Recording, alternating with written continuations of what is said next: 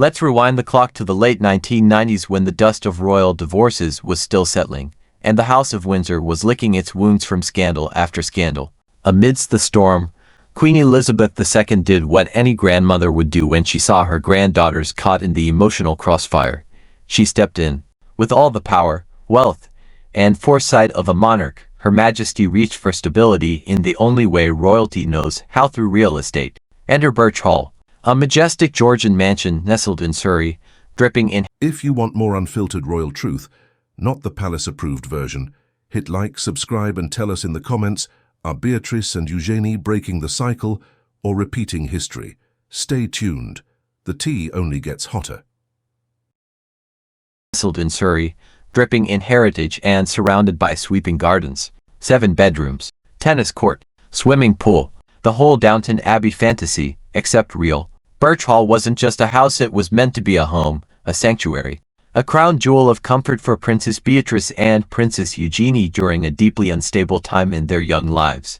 But in one swift, shocking move, Sarah Ferguson, the Duchess of York, said no. She turned it down, and that decision, it would go on to cost her daughters not only a legacy, not only a fortune, but a symbol of permanence in a royal world that's anything but permanent. Let's be clear, this wasn't just a casual no, thank you.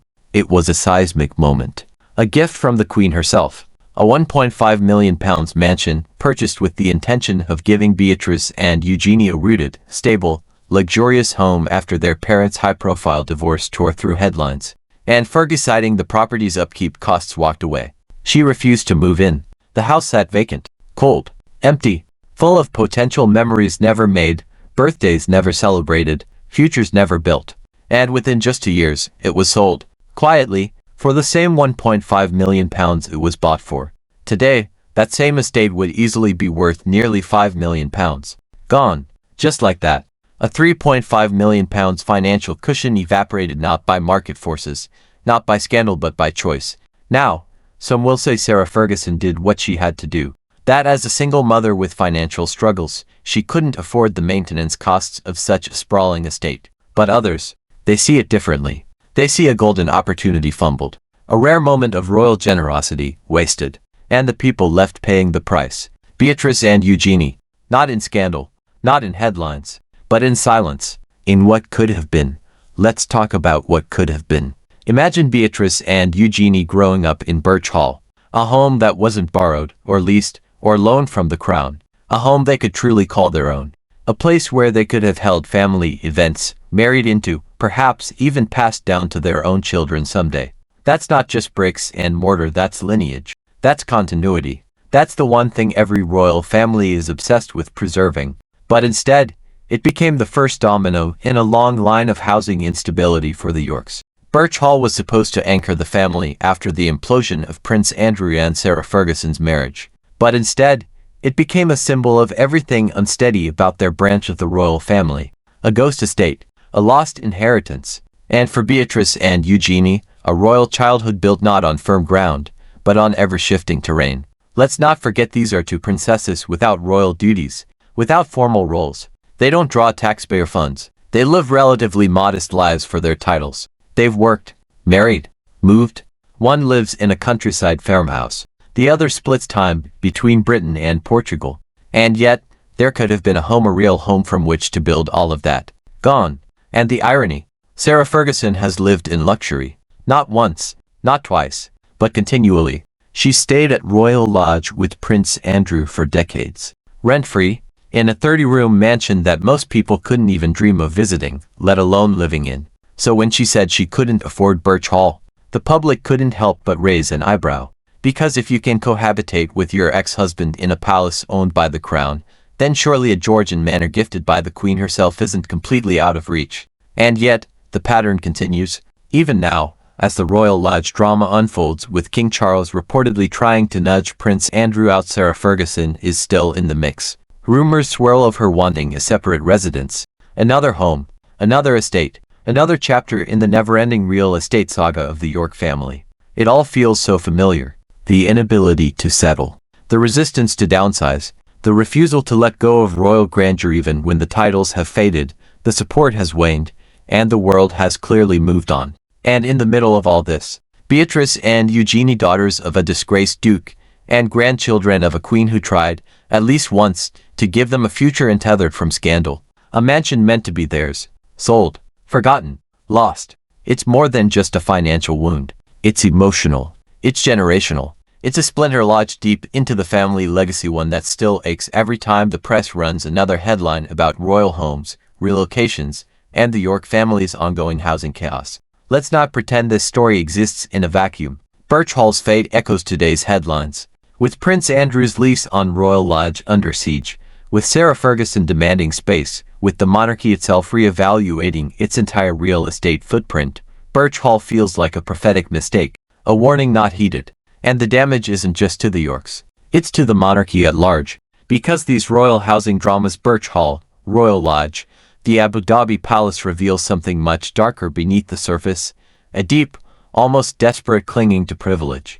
Even when the public is calling for reform, even when the crown is trying to slim down, to modernize, to survive, it's as if Birch Hall is whispering from the past, you had your chance. You were given stability. You turned it down.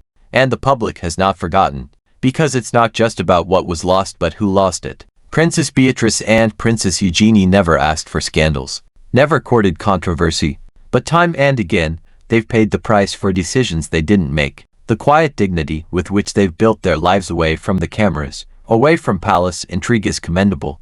But behind that dignity is loss. Loss of a home, loss of status, loss of financial security. And for what?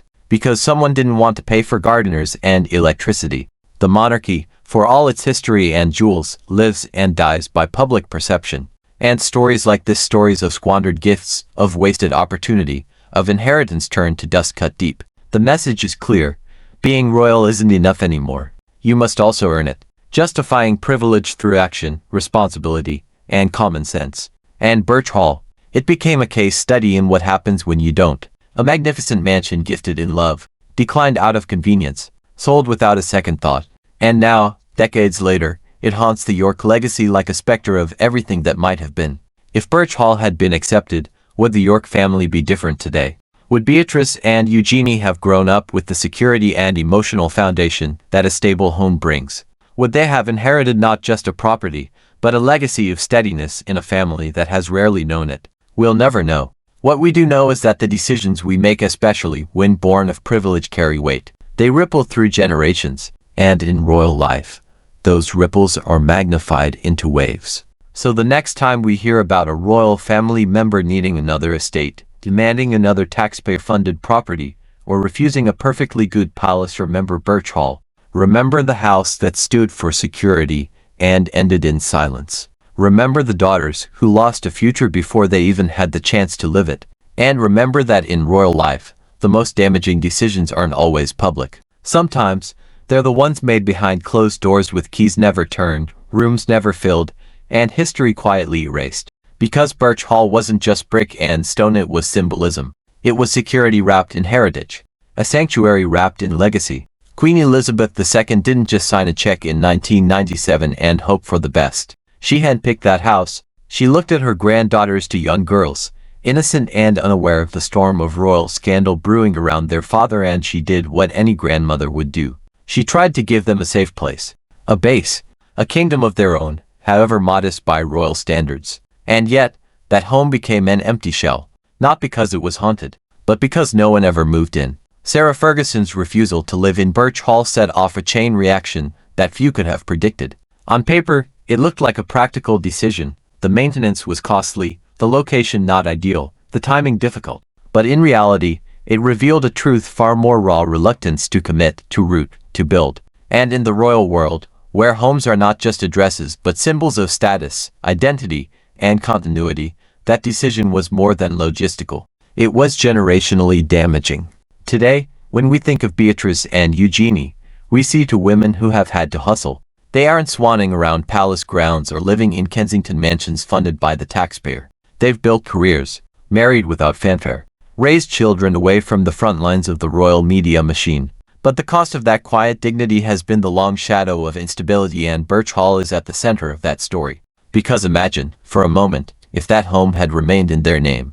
Imagine it passed down not just as a gift from their grandmother, but as a constant, a place to return to, a place to grow in, to marry from, to inherit, improve, and call their own. Instead, what they inherited was displacement, and not just metaphorical. We've seen the endless merry-go-round of housing drama within the York family. Andrew refusing to leave Royal Lodge. Fergie reportedly asking for her own royal-adjacent residence, despite living rent-free in a sprawling Windsor estate. Even today, the headlines haven't changed. Andrew digging in, Sarah requesting space, and Beatrice and Eugenie quietly carving out lives in homes they had to make not inherit. This isn't just bad luck. It's the legacy of Birch Hall's rejection echoing down the years. The house sold for £1.5 million in 1999. Fast forward to today, and similar Georgian estates in Surrey easily command values upwards of £5 million.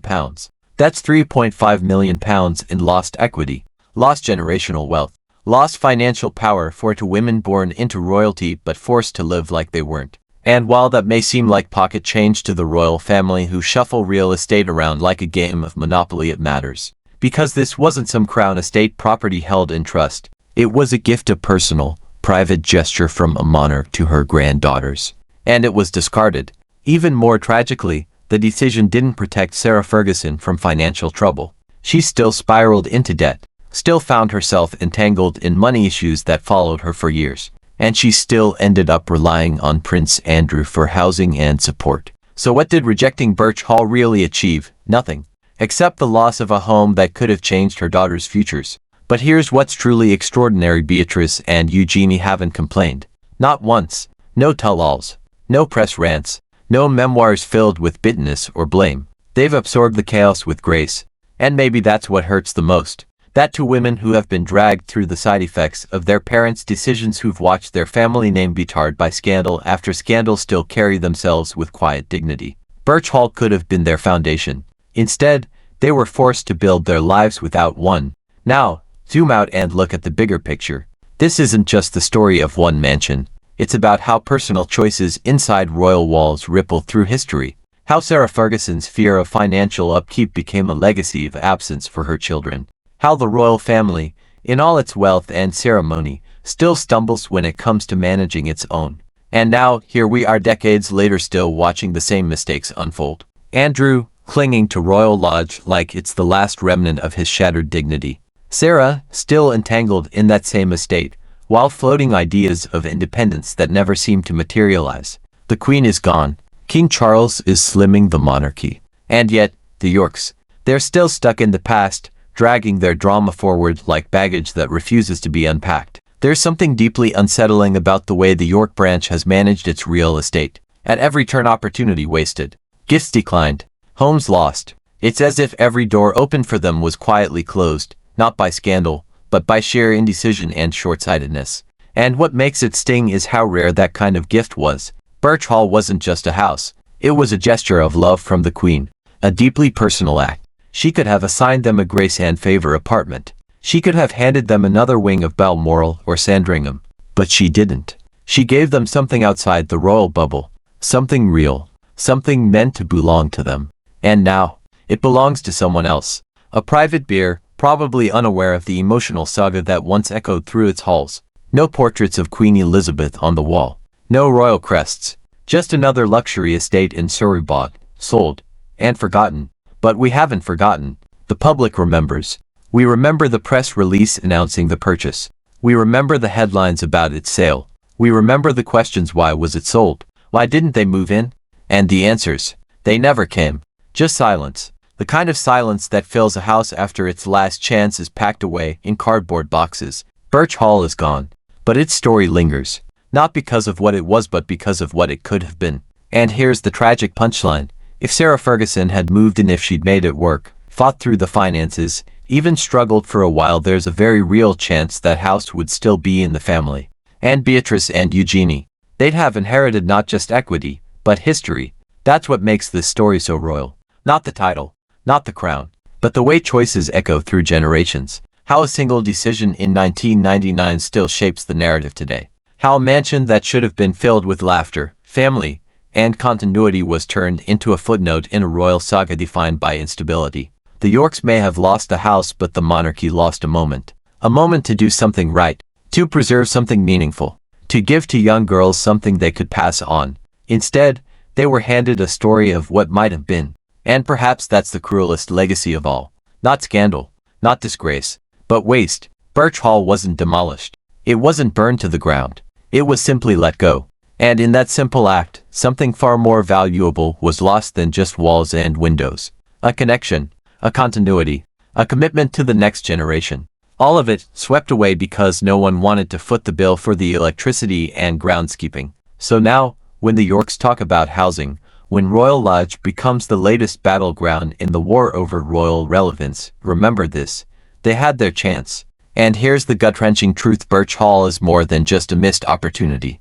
It's a mirror reflecting not just the dysfunction of the York family, but the broader identity crisis of the modern monarchy. Because if even the best intentions from the late Queen, arguably the most measured, meticulous monarch in living memory, couldn't steer this family toward stability, then what does that say about the institution as a whole? Sarah Ferguson didn't just say no to a house. She said no to permanence. She said no to an exit from the chaos. She said no to a legacy for her daughters that didn't come tainted with scandal or court drama or headline shame. And maybe she didn't mean to. Maybe she thought she was doing the smart thing, the safe thing, by avoiding the costs. But in the world of royalty, where appearances are currency and symbolism is, but the roots were never planted. And so, the family kept drifting. And yet, Beatrice and Eugenie, they rose above it. That's the plot twist nobody saw coming. While their parents twisted in PR knots, while Royal Lodge turned into a real-life soap opera, the princesses did something radical. They quietly grew up. They built careers, married without tabloid scandal, became mothers, moved on. But still, the foundation was never there. Birch Hall never became home. And that absence, it lingers. It lingers in every royal real estate drama. In every article about who gets what house, who pays for what security, who gets to stay, and who's being nudged out. The York family lost more than property. They lost credibility. They lost consistency. They lost the one thread of royal normalcy the Queen tried to give them. And no matter how many estates they rotate through, how many PR stunts they attempt, or how many separate residences they demand, the truth remains unchanged. The house was theirs, and they let it go.